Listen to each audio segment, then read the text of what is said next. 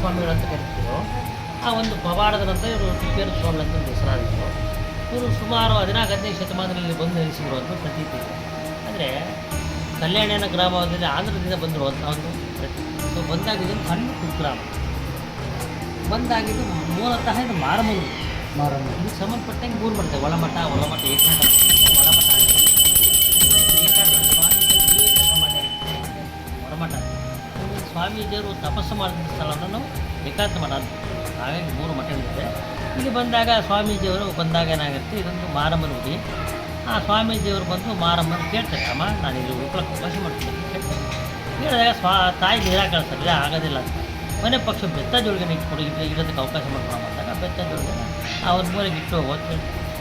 ಬೆಳಗ್ಗೆ ಗ್ರಾಮ ದೇವತೆ ಇಡೀ ಗ್ರಾಮದ ಸುತ್ತಕೊಂಡು ಬೆಳಿಗ್ಗೆ ಸಂಚಾರ ಮಾಡಬಂದಾಗ ಇಡೀ ಗುಡಿಯೆಲ್ಲ ಬೆತ್ತ ಜೋಳಿಗೆ ಆಗಿದೆ. ಏನು ಇದು ಪವಾಡ ಅಂದಾಗ, ಅಮ್ಮ ಬಾಮ ಒಳಗೆ ಅಂತ ಸ್ವಾಮಿ ಹೇಳ್ತಾರೆ. ಹೇಗೆ ಬರಲ್ಲಪ್ಪ, ನಾವು ಇಡೀ ಗುಡಿಯೆಲ್ಲ ಬೆತ್ತ ಜೋಳಿಗೆ ಆಗಿದೆ, ನಿಂದು ಏನು ಪವಾಡ ಅಮ್ಮ, ಇದು ದೊಡ್ಡ ಕ್ಷೇತ್ರ ಆಗಿದೆ, ದಯವಿಟ್ಟು ಅನುಗ್ರಹ ಮಾಡಮ್ಮ, ಅವಕಾಶ ಕೊಡಮ್ಮ ಅಂದಾಗ ಆಯ್ತಪ್ಪ ಅಂತ ಇದನ್ನು ನಿನಗೇ ಬಿಟ್ಬಿಟ್ಟು ತೋರಿಸಿದ್ದೀನಿ ಅಂತ ಈ ಒಂದು ಗುಡಿಯನ್ನು ಸ್ವಾಮೀಜಿಯವರಿಗೆ ಬಿಟ್ಬಿಟ್ಟು ಒಡ್ಡಣ್ಣನ ಗ್ರಾಮಕ್ಕೆ ಹೋಗ್ತಾರೆ. ಸೊ ಅದಾದ ನಂತರ ಅನೇಕ ಪವಾಡಗಳಾಗುತ್ತೆ. 7 ಪುರ ಕರೆಸಿರೋದು ಪ್ರತಿದಿನ. ಈ ಒಂದು ಪಾಠದಲ್ಲಿ ಅತ್ತಿ ಮಲ್ಲಪ್ಪ ನಾಯಕ ಅಂತ ಒಬ್ಬ ದೊರೆ ಆಗ್ತಾಯಿರ್ತಾರೆ. ಆ ಒಂದು ಸಂದರ್ಭದಲ್ಲಿ ದೊಡ್ಡ ಕೆರೆ ಕಟ್ಟಿಸ್ಬೇಕಾದ್ರೆ ದುಡ್ಡಿನ ಅಭಾವ ಆಗುತ್ತೆ. ಆಗ ಸ್ವಾಮೀಜಿಯವರು ಮರೆ ಹೋಗ್ತಾರೆ. ದುಡ್ಡಿನ ಬಂದಾಗ ಆಯಿತು, ನೀವು ಕಾರ್ಯಕ್ರಮ ನಿಲ್ಲಿಸಬೇಡಿ, ಕೆರೆನ ಕಟ್ಟತಕ್ಕಂಥ ಕಾರ್ಯ ನಾವು ನಡೆಸಬೇಕಿತ್ತು. ಆ ದಿನ ಸಂಜೆ ಹೋದಾಗ ಎಲ್ಲರಿಗೂ ಮಣ್ಣು ಕುಪ್ಪೆ ಮಾಡ್ಕೊಳ್ತಾರೆ ಅಂತ ಹೇಳ್ತಾರೆ. ಮಣ್ಣು ಕುಪ್ಪೆ ಮಾಡ್ಕೊಂಡಾಗ ಆ ಬೆತ್ತವನ್ನು ಮುಟ್ಟಿಸಿ ಮಾಡಿದಷ್ಟು ಎಣ್ಣೆ ಬಿಡಿಸಿ ಅಂತ ಬಿಡ್ಸ್ಕೊಂಡ್ಬರ್ತಾರೆ. ಸೊ ಆ ಸಂದರ್ಭದಲ್ಲಿ ಏನಾಗುತ್ತೆ, ಕೆಲವರಿಗೆ ಅವಾಗೆಲ್ಲ ನಾಣ್ಯಗಳು ಆಣಿ ಬರ್ತದೆ ಚಿಕ್ಕ ನಡೆಸ್ತವೆ. ಸೊ ಅವರಿಗೆ ಕೆಲವರಿಗೆ ಆಣೆ ಸಿಗ್ತವೆ, ಕೆಲವು ಎರಡಾಣೆ ಸಿಗ್ತವೆ,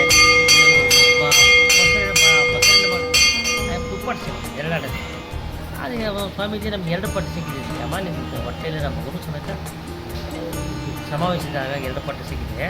ಹಾಗಾಗಿ ಇದ್ರ ಉದ್ದೇಶ ಇಷ್ಟೇ, ಕಾಯಕವೇ ಕೈಲಾಸ, ಮಾಡಷ್ಟು ನೀವು ಎಷ್ಟು ಮಾಡ್ತಾರೋ ಅಷ್ಟು ದೇವ ಅನುಗ್ರಹ ಮಾಡ್ತಾರೆ, ಒಂದಾರು ಜನ ಕೊಡ್ತಾನೆ. ಹಾಗಾಗಿ ಸೋಂಬೇರಿಗಳಾಗಬೇಡಿ ಅಂತ ಹೇಳ್ತಾರೆ.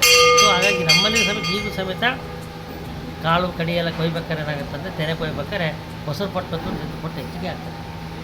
ಇಲ್ಲಿ ಅನೇಕ ಪವಾಡಗಳಿದೆ. ಬರಬೇಕಾದ ಸಂದರ್ಭದಲ್ಲಿ ಈ ಹುಗಲಿ ಸುಡ್ತಕ್ಕಂಥ ಸಂಪ್ರದಾಯ ಇದೆ. ಒಂದು ಹರಿಕೆ, ನಮ್ದು ಏನಾದ್ರು ಒಂದು ಹರಿಕೆ ತೀರ್ಸಪ್ಪ, ನಮ್ಮದು ಹರಿಕೆ. ಮೊನ್ನೆ ಜಾತ್ರೆ ಪಾಲ್ಗುಣ ಮಾಸ ಚಿತ್ರ ನಕ್ಷತ್ರ ಆಗಿರ್ತದೆ. ಆ ಒಂದು ಮಾಸದಲ್ಲಿ ಯಾವ ನಕ್ಷತ್ರದಲ್ಲಿ ನಾವು ವಿಶೇಷವಾದ ನಕ್ಷತ್ರ ಅಂದರೆ ಸ್ವಾಮೀಜಿಯವರು ಜೀವೈಕ್ಯ ಸಮಾಜ ಅಂದರೆ ಅವರು ಹುಟ್ಟು ಸಾವಿರ ಸ್ವಾಮೀಜಿ ಅವ್ರು ಜೀವೈಕ್ಯ ಭಾಗ ಹೋಗ್ತಾರೆ. ಆ ಒಂದು ಸಂದರ್ಭ, ಆ ಒಂದು ನಕ್ಷತ್ರದಲ್ಲಿ ನಾವು ಪ್ರತಿ ವರ್ಷ ದೊಡ್ಡ ತೇರಿನ ರಥೋತ್ಸವ ನಡೆಯತಕ್ಕಂಥ ಸಂದರ್ಭ ಮೊದಲು ನಾವು ರೂಪಿಸಿದ ಬಂದಿದ್ದೀವಿ. ಸೊ ಅದರ ನಂತರ ಏನಾಗ್ತದೆ, ನಾವು ಸುಮಾರು ಒಂದು 21 ದಿವಸದ ಒಂದು ಕಾರ್ಯಕ್ರಮ ಇರುತ್ತೆ. ಅಂದರೆ ನಾವು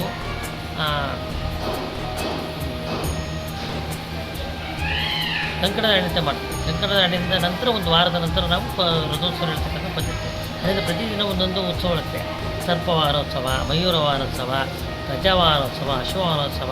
ಸೊ ಹಾಗೆ ಪ್ರತಿಯೊಂದು ಒಂದು ವಾರೋತ್ಸವವನ್ನು ನಾವು ಸಣ್ಣ ತೆರೆಗಿಟ್ಕೊಂಡು ಮಾದಗಟ್ಟಿಗೆ ಹೋಗಿ ಅಲ್ಲಿ ಪ್ರದಕ್ಷಿಣೆ ಮಾಡಿಬಿಟ್ಟು ಅಲ್ಲಿ ಪೂಜೆ ಸಲ್ಲಿಸ್ಕೊಂಡು ಮತ್ತೆ ಬಂದು ಗುರುತಿಸ್ತಕ್ಕಂಥ ಪದ್ಧತಿ ಇದೆ. ಹಳ್ಳಿಮನೆಯಿಂದ ಬರ್ತಕ್ಕಂಥದ್ದು ಪದ್ಧತಿ ಇದೆ. ಹಾಗಾಗಿ ಇದಕ್ಕೆ ಕಂಕಣದ ಏನಂದರೆ ಪ್ರತಿಯೊಬ್ಬರು, ಅಂದರೆ ಈಗ ನಮ್ಮ ಜಿಲ್ಲಾಡಳಿತ, ಇಲ್ಲಿ ನಮ್ಮ ಏನಿದೆ ಇಲ್ಲಿ ಆಡಳಿತ ಕಮಿಟಿಯವರು, ವಾಹಬ್ದಾರುಗಳು, ಮನೆವಾಳರು, ಅರ್ಚಕರು, ಗ್ರಾಮಸ್ಥರೆಲ್ಲ ಸೇರಿಬಿಟ್ಟು ನಾವು ಕಂಕಣಬದ್ಧವಾಗಿ ಸ್ವಾಮೀಜಿ ಸೇವೆ ಮಾಡ್ತೀವಿ ಅಂತ ಹೇಳ್ಬಿಟ್ಟು ನಡೆಸಿಕೊಡ್ತಕ್ಕಂಥ ಪದ್ಧತಿ. ಈಗ ನಾಳೆ ಬರ್ತಕ್ಕಂತಹ ಸೋಮವಾರ 20ನೇ ತಾರೀಕು ಮರುಪರಿಷೆ. ಅದನ್ನು ಮರುಪರಿಷೆ ಅಂದರೆ ಮುಂದಿನ ಪರಿಷೆ. ಅದಕ್ಕೆ ಒಂದು ಆಹ್ವಾನ ಇದ್ದಾಗೆ ಸೋಮವಾರ ದಿನದಲ್ಲೇ ಮಾಡ್ತೀವಿ, ಅದನ್ನು ವಿಜೃಂಭಣೆ ಮಾಡ್ತಕ್ಕಂಥದ್ದು. ಆಮೇಲೆ ಅದು ವಿಶೇಷವಾಗಿ ಅಂದರೆ ಹೊಸದಾಗಿ ದಂಪತಿಗಳಾದರೂ ಬಂದುಬಿಟ್ಟು ತಿಪ್ಪೇರು ಸ್ವಾಮಿ ದೊಡ್ಡ ತೀರ ರಥೋತ್ಸವ ನೋಡೋದು ಒಂದು ವಾಡಿಕೆಯೆಲ್ಲ ಇದೆ. ಒಂದು ಸಂತಾನ ಅಭಿವೃದ್ಧಿ ಆಗುತ್ತೆ ಅನ್ನೋ ಒಂದು ಉದ್ದೇಶ, ಮತ್ತು ಒಳ್ಳೆಯದಾಗುತ್ತೆ ಮಂಥನಕ್ಕೆ ಹೊಸ ಮದುವೆ ಆದವರು ಕಳಿಸ್ತಾರೆ. ತಿಪ್ಪೇರು ಸ್ವಾಮಿ ರಥೋತ್ಸವ ಇದೆ, ಹೋಗಿ ಕಳಿಸಿ ನೋಡ್ಕೊಂಡ್ಬಂದೆ.